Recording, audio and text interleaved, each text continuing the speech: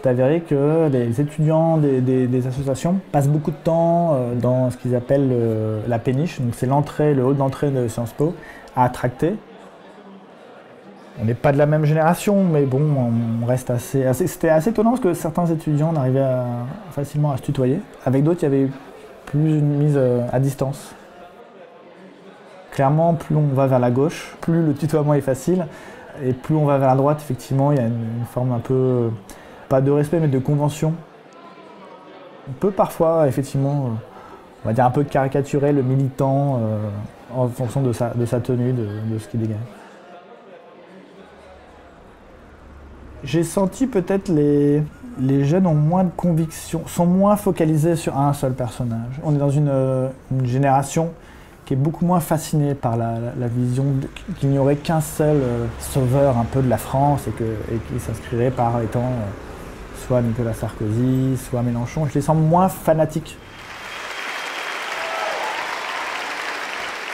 Il y avait une ambiance assez frénétique, c'est-à-dire qu'on sentait vraiment un lâchage total.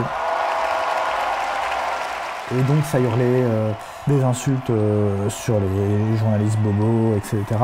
Dès qu'il y a eu la thématique sur l'immigration, il y avait les militants qui hurlaient. C'était un peu un meeting de défoulement, ça se sentait. Ce qui est un peu inquiétant. Bon, ça c'est un pied de nez à la vidéo de Jean-Luc Mélenchon, qui a été interviewé par le site de Gala, qui est en train de préparer sa salade de quinoa. Et elle a joué un grand rôle pour moi cet été.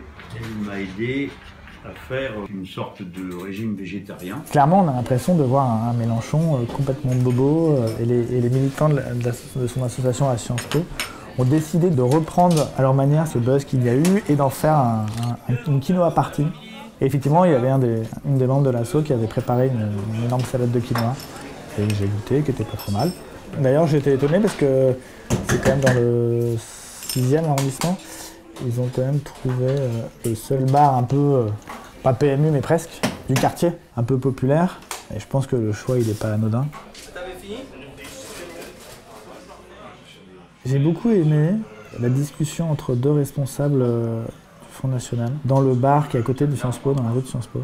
L'opposition entre le lâchage total du musicien et en même temps la contenance qu'essayent de donner quand même ces deux jeunes qui sont clairement des militants.